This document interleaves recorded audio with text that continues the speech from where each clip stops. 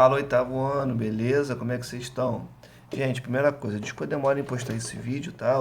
Trabalhei hoje horrores, trabalhei até 8 e pouca da noite. Então, agora que eu tô conseguindo parar, né, bonitinho, organizar as coisas para poder gravar esse vídeo para vocês, tá bem? Vamos lá. Questãozinha de número um. Ah, só lembrando, todas as questões vão estar aqui embaixo na descrição desse vídeo, tá bom? Questão de número um. O que são megalópolis? Como são formadas? Pessoal, megalópolis, você pode até inclusive já ir colocando no seu caderno, tá? Megalópolis são grandes cidades formadas pela conurbação de grandes centros urbanos, tá? Inclusive, essa já é a resposta. Pode até colocar um pontinho aí continuativo, tá? E aí do lado você coloca assim, é, a partir do momento em que cidades vão crescendo muito, vírgula, suas malhas urbanas se conectam com as malhas urbanas de outras grandes cidades, vírgula, eliminando as áreas verdes entre elas, construindo assim megalópolis. Ponto final. Então a lógica é essa. São cidades que já são grandes, vão recebendo mais e mais gente, mais e mais indústrias, e vão crescendo, crescendo, crescendo, crescendo, crescendo, até que elas encontram com outras cidades, e quando você vê de satélite, é um tapetão cinza, tá? Em que fica até difícil dizer em qual cidade você está, porque é basicamente uma coisa contínua, tá? 2. Explique os impactos gerados aos países americanos pela inserção de tecnologia na agricultura. Pessoal, olha só, essa é mole, mole. Lembra daquilo que eu falo há muito tempo. Um trator faz o trabalho de 10 pessoas. Se você tem um trator, são 10 pessoas que você não precisa contratar. Beleza? Então, explique os impactos gerados aos países americanos pela inserção de tecnologia na agricultura. 1. Êxodo rural. Coloca assim, êxodo rural e concentração de terras. Aí na linha de baixo você escreve assim, ó, êxodo rural, dois pontos. Este fenômeno se dá quando há um grande movimento migratório do campo para a cidade, vírgula, uma vez que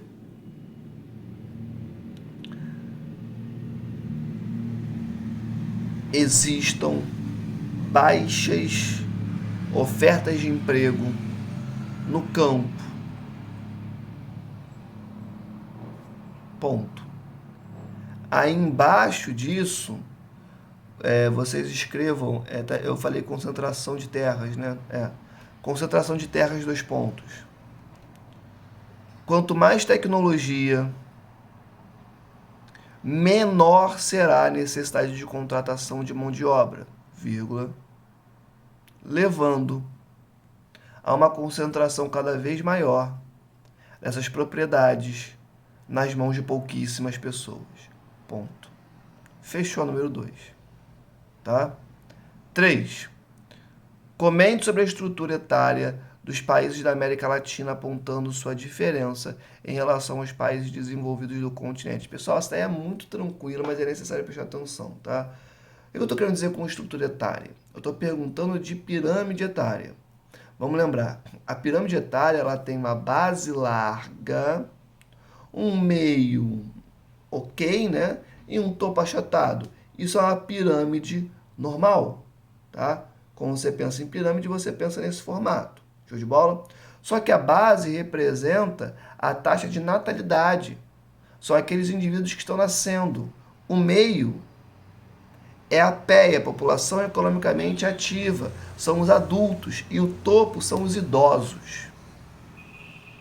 Tá? Quando a gente olha para a estrutura etária da América Latina, nós temos uma base ainda larga, por mais que ela esteja se achatando, tá? Uma PEA que está bastante representativa ainda, tá? E um topo que aos pouquinhos está se alargando. Porém, galera, isso de maneira nenhuma se equivale ao que acontece com os países desenvolvidos do continente. Pessoal, na Alemanha você tem uma taxa de natalidade negativa. Não nasce gente. As pessoas preferem fazer qualquer coisa menos ter filho. Tá?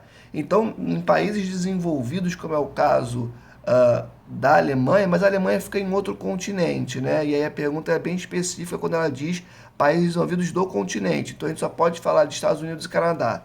Tá? Então quando a gente olha para os Estados Unidos ou para o Canadá, as pessoas não querem ter filhos. Não querem ter filhos. Então o que acontece? As pessoas estão vivendo mais e não têm filhos.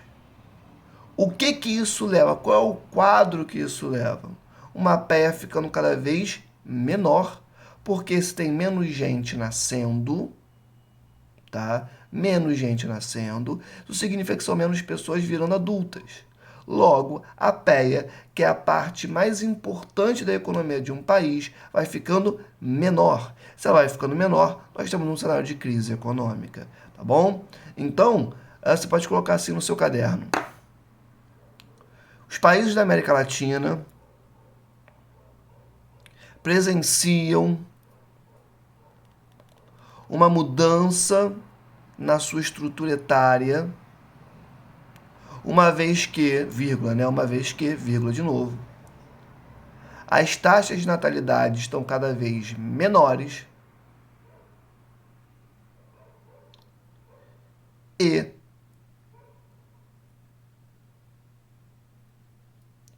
as pessoas estão vivendo mais, vírgula. Porém, este quadro não se compara ao que ocorre nos países desenvolvidos do continente, vírgula, como Estados Unidos e Canadá, vírgula de novo, em que as taxas de natalidade destes territórios são muito menores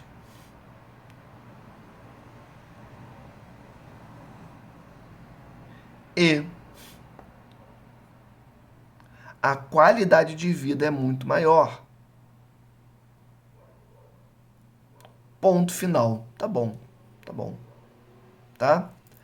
Questãozinha de número 4. Explique a grande diversidade de espécies vegetais presente no continente americano. Pessoal, o continente americano é um continente gigantesco, de norte a sul. Se ele é um continente muito grande, ora, o que nós temos? Nós temos uma grande extensão de terras se estendendo por várias latitudes, o que faz com que esse continente tenha vários tipos de climas. Se ele tem vários tipos de climas, ele terá vários tipos de espécies vegetais. Pessoal, o principal condicionante para o surgimento de espécies vegetais, de vegetação, é o clima. Se você tem vários climas em um continente, ele vai ter vários tipos de vegetação. Então, como resposta, você pode colocar o seguinte, ó.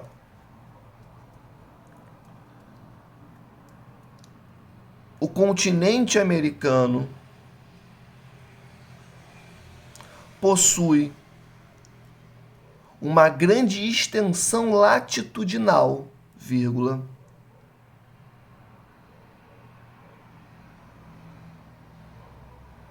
fazendo com que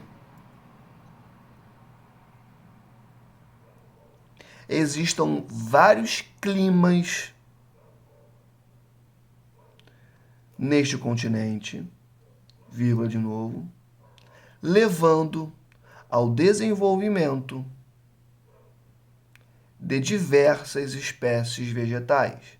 Ponto final. Tá? Questãozinha de número 5 agora. Explique por que as precipitações do continente americano diminuem progressivamente para o oeste. Pessoal, falamos isso em sala. Em sala. Lembra do mapinha dos Estados Unidos que eu fiz no quadro, aquele mapa lindo que eu fiz? Pessoal, para o oeste da América, do continente americano, nós temos planícies, tá? Mas na sequência das planícies, nós temos dobramentos modernos. Pessoal, o dobramento moderno é um tipo de relevo que surge a partir do encontro de placas tectônicas. Beleza? E esse tipo de relevo é o mais alto que existe no nosso planeta. Show de bola? Passando pelos dobramentos modernos, nós vamos ter uma região de planícies, de novo, misturada ali, mesclada com planaltos. Beleza? Então, olha só o que nós vamos ter. Para o oeste do continente americano, nós vamos ter um cenário em que há dobramentos modernos, estruturas de relevo altíssimas, como a Cordilheira dos Andes, que tem mais de 8.000 metros, tá?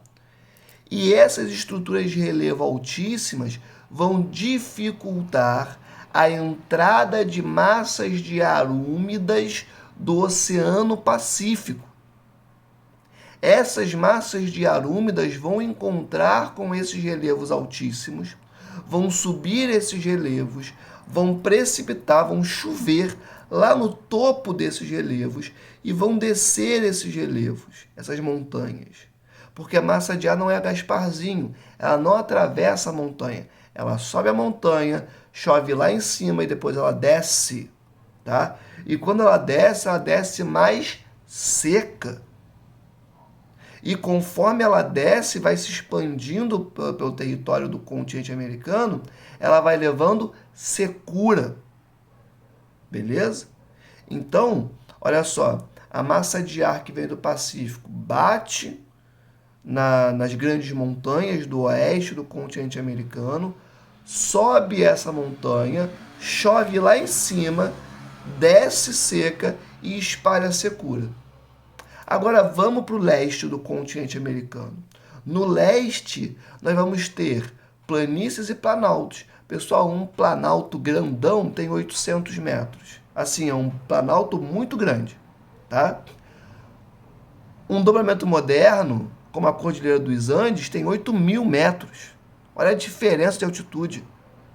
Então, na porção leste do continente americano, as massas de ar que vêm do Oceano Atlântico não têm a mesma dificuldade de entrar no continente que as massas de ar do Oceano Pacífico têm. Então, na porção leste do continente americano, as massas de ar vindas do Oceano Atlântico entram com muita tranquilidade no continente e, portanto, quanto mais para leste do continente americano, mais úmidos são os climas dos países que compõem o continente. Ao mesmo tempo em que, quanto mais para oeste, mais secos são os climas que compõem o continente americano, mais especificamente a porção oeste, tá? Então você pode colocar como resposta assim no seu caderno.